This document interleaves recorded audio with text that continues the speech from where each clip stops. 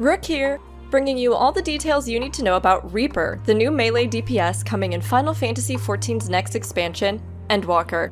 A huge thanks to Square Enix for letting me demo gameplay during the 2021 media tour this year. And a reminder, everything seen here is not final and may be subject to change. This is especially true for jobs which are also currently affected by the downscaling of the game's numerical values, so don't panic. It's hard to get a real sense of how these all come together without playing them in-game within the context of our new content and scaling. Reaper is a brooding ex-farmer that made a pact with the Voidsent, which is actually part of the historical lore of this class, not just me making things up. Its teleportation abilities offer you a unique way to navigate the field, and the dark currents of magic its scythe sends out feel every bit as impactful as you want them to. In order to don the Reaper Shroud for yourself, you'll need to know a few things before you hop in. So, since Reaper is a brand new class, let's take a look at its job gauge before the tooltips. The Shroud gauge and the Soul gauge are merged into one, shown as the Reaper's Scythe with a red and teal bar on it.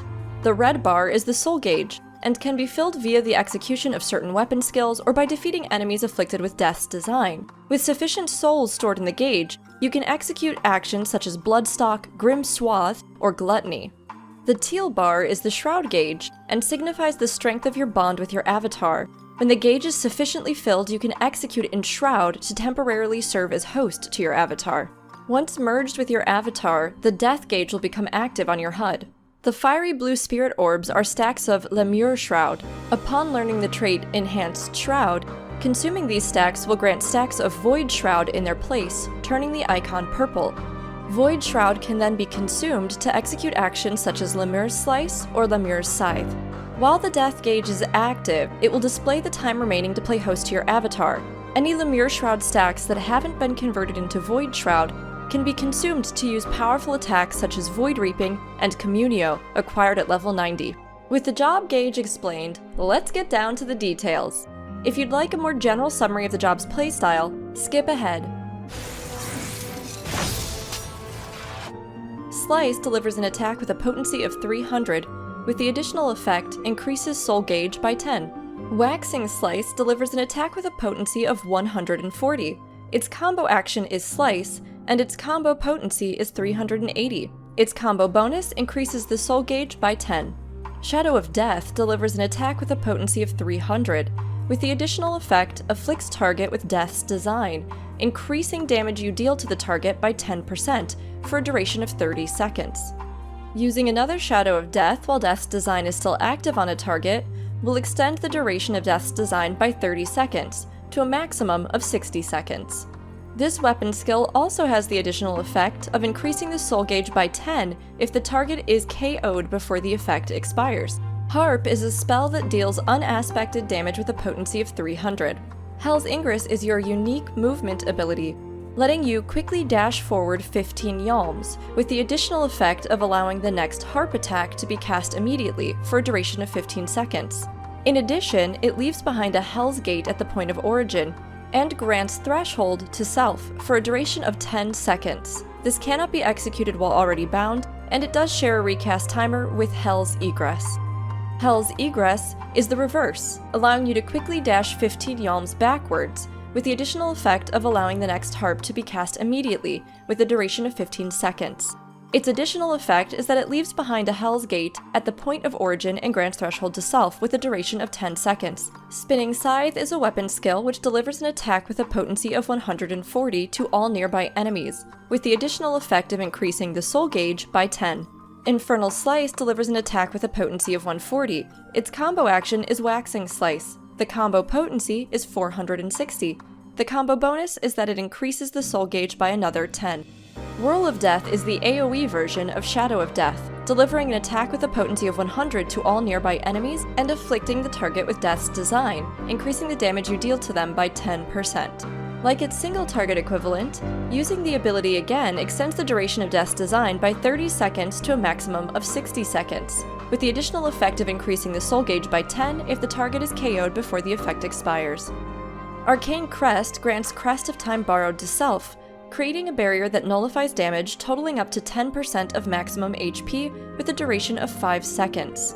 When this barrier is completely absorbed, It grants Crest of Time Returned to self and nearby party members within a radius of 15 yalms. The Crest of Time Returned effect gradually restores HP with a cure potency of 100 and a duration of 15 seconds. Nightmare Scythe is a weapon skill that delivers an attack with a potency of 120 to all nearby enemies. Its combo action is Spinning Scythe. The combo potency is 180, and the combo bonus is that it increases the soul gauge by 10. Bloodstalk allows you to summon your avatar to deliver an attack with a potency of 400. This grants the additional effect Soul Reaver for a duration of 30 seconds. The stat count will be reduced to 1 if you use this while already under the effect of Soul Reaver, and the soul gauge cost is 50. The Soul Reaver effect allows you to use the abilities Gibbet, Gallows, and Guillotine. Grim Swath is the AoE version of Bloodstalk, summoning your avatar to deliver an attack with a potency of 140 to all enemies in a cone before you, with the additional effect of granting Soul Reaver for a duration of 30 seconds. Just as the single target version, the stat count will be reduced to 1 if used when already under the effect of Soul Reaver, and the soul gauge cost is 50. Both Grim Swath and Bloodstalk will change to Lemure abilities while under the effects of Shroud. Soul Slice delivers an attack with a potency of 460, with an additional effect of increasing the soul gauge by 50 and a maximum charge of 2. This shares a recast timer with Soul Scythe. Soul Scythe is the AoE version of Soul Slice, delivering an attack with a potency of 180 to all nearby enemies, with the additional effect of increasing the soul gauge by 50 and a maximum amount of charges at 2. This shares a recast timer with Soul Slice, the previous ability. Gibbet can be used while under the effects of Soul Reaver. This delivers an attack with a potency of 400, and 460 when executed from a target's flank. The enhanced Gibbet potency is 460. The flank enhanced potency is 520. This has an additional effect of granting Enhanced Gallows with a duration for 60 seconds. The effect Enhanced Gallows changes the action Bloodstalk to Unveiled Gallows. Gibbet also increases the Shroud gauge by 10. This action changes to Void Reaping while under the effect of Shroud. Gallows delivers an attack with a potency of 400 or 460 when executed from a target's rear. The Enhanced Gallows potency is 460. The rear enhanced potency is 520. The additional effect is that it grants Enhanced Gibbet. Enhanced Gibbet, much like Enhanced Gallows, causes Bloodstalk to change to a different ability, this time Unveiled Gibbet. Gallows increases the Shroud gauge by 10 and can also only be executed while under the effect Soul Reaver. Guillotine delivers an attack with a potency of 200 to all enemies in a cone before you. The additional effect is that it increases Shroud gauge by 10. This can only be executed like the others while under the effect of Soul Reaver. Guillotine changes to Grim Reaping while under the effect of Enshrouded. Arcane Circle is a party buff, which increases damage dealt by self and nearby party members by 3% with a duration of 20 seconds. Its additional effect grants Circle of Sacrifice to self and nearby party members. Circle of Sacrifice makes it so that when you or party members under this effect successfully land a weapon skill or cast a spell, the Reaper who applied it may be granted a stack of Immortal Sacrifice, up to a maximum of 8. This effect lasts for 30 seconds. Arcane Circle's secondary additional effect grants Bloodstone Circle to self with a duration of 6 seconds, which allows you to accumulate these stacks of Immortal Sacrifice from party members. Immortal Sacrifice is used to power up the weapon skill Plentiful Harvest at level 88. Gluttony summons your avatar to deal unaspected damage to target and all enemies nearby it with a potency of 500 for the first enemy and 25% less for all remaining enemies. This grants 2 stacks of Soul Reaver, has a duration of 30 seconds, and costs 50 soul gauge. Enshrouds, the cool one, offer your flesh as a vessel to your avatar, gaining maximum stacks of Lemure Shroud with a duration of 30 seconds. Certain actions cannot be executed while playing host to your avatar, and other icons on your bars will switch to new specific abilities for your enshrouded form. This ability's Shroud gauge cost is 50. Soul Sow grants Soul Sow to self, changing the action to Harvest Moon. The cast time of this ability is instant when used outside of battle. Plentiful Harvest delivers an attack to all enemies in a straight line before you with a potency of 520 for the first enemy and 60% less for all remaining enemies. The Immortal Sacrifice cost is 1 stack, and your potency increases up to 800 as stacks of Immortal Sacrifice exceed the minimum cost. These stacks, as mentioned before, are gained from Arcane Circle. Plentiful Harvest's additional effect increases the soul gauge by 50. Communio deals unaspected damage to target and all enemies nearby it with a potency of 1000 for the first enemy and 60% less for all remaining enemies. The Enshrouded effect will expire upon execution of this ability, and it requires at least one stack of Lemure Shroud to execute. So make sure you've done whatever you need to do in Shroud before you use this. Unveiled Gibbet transforms the Bloodstock skill and summons your avatar to deliver an attack with a potency of 400. Its other effects are similar to the Gibbet, Hallows, etc. abilities that were mentioned earlier. Unveiled Gallows is also a transformation of Bloodstock, summoning your avatar to deliver an attack with a potency of 400. Regress is the ability that allows you to move instantly to the Hell's Gate left behind you, and can only be executed while under the effect of Threshold, which your teleportation abilities grant you. Void Reaping delivers an attack with a potency of 460. Enhanced Void Reaping potency is 520, and the additional effect is that it grants Enhanced Cross Reaping for a duration of 30 seconds. An additional effect is that it grants Void Shroud. This can only be executed while under the effect of Enshrouded, and its recast timer cannot be affected by status effects or gear attributes. The Lemure Shroud cost is 1. The Enhanced Cross Reaping effect applied by Void Reaping will affect the next ability, Cross Reaping. Cross Reaping delivers an attack with a potency of 460, but if under the effects of Enhanced Cross Reaping, deals 520. The additional effect is that it grants Enhanced Void Reaping with a duration of 30 seconds. On top of this, its secondary additional effect is that it grants Void Shroud. This can only be executed while under the effect of Lemure Shroud. Grim Reaping delivers an attack with a potency of 200 to all enemies in a cone before you, with the additional effect of granting Void Shroud. This can only be executed while under the effect of Enshrouded, and also costs 1 Lemure Shroud. Harvest Moon is the ability that Soul Sow's icon switches to. This spell deals unaspected damage to target and all enemies nearby it with a potency of 600 for the first enemy and 50% less for all remaining enemies.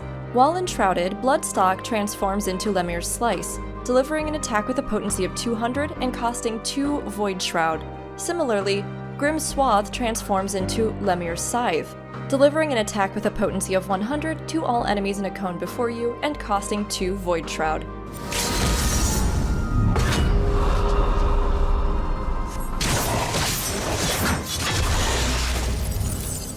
Overall, how's Reaper looking then? So, having the numbers is great and all, but I'm sure many of you are wondering, what does that all mean? Don't worry. Much of this is very clear visually, even if the tooltips themselves are incredibly complex, with various passive effects, effects that do other things, that proc other things, that proc... You'll be able to see it all as you look at your actual abilities and use them. Performing specific combos increases and decreases the soul gauge, the red bar on the top of your general gauge. The teal bar on the bottom shows your soul gauge and allows you to merge with your void scent when high enough. Your void scent is often referred to as your avatar in the tooltips. Becoming enshrouded, aka merging with your avatar, swaps the icons of a bunch of abilities on your bar, essentially giving you a skill set you use while fighting normally, and then a different skill set you use while enshrouded. The party buff Arcane Circle also stacks buffs that increase the damage of your Soul Harvest ability, unlocked at level 88. While enshrouded, Void Reaping and Cross Reaping are abilities you can use that buff each other back and forth. Alternate them to get the greatest potencies of either. Lastly, several Reaper abilities make for interesting openers, either having no recast time when out of combat or allowing you to instantly use another ability following a leap in. Reaper ended up being one of the jobs I found to be the most fun to play during the media tour. With its distinctive animations and unique melee spellcaster playstyle, it's an incredibly memorable addition to the class lineup of Final Fantasy XIV. Picking up the scythe is easy enough, but mastering it will definitely be a more difficult task. But Reaper wasn't the only job I was able to play. Find my other 9 job summaries here on YouTube, including the Summoner rework and our other new class, Sage. If you're interested in lore, give my Old Charlie and Garlemald and Thavnair tour videos a watch to get a sneak peek into the meanings behind our new maps. And of course, where would we be without content and glamour? New dungeon info and artifact gear previews are also on that list. Stand tall, my friends, and remember to like and subscribe if you enjoyed the content.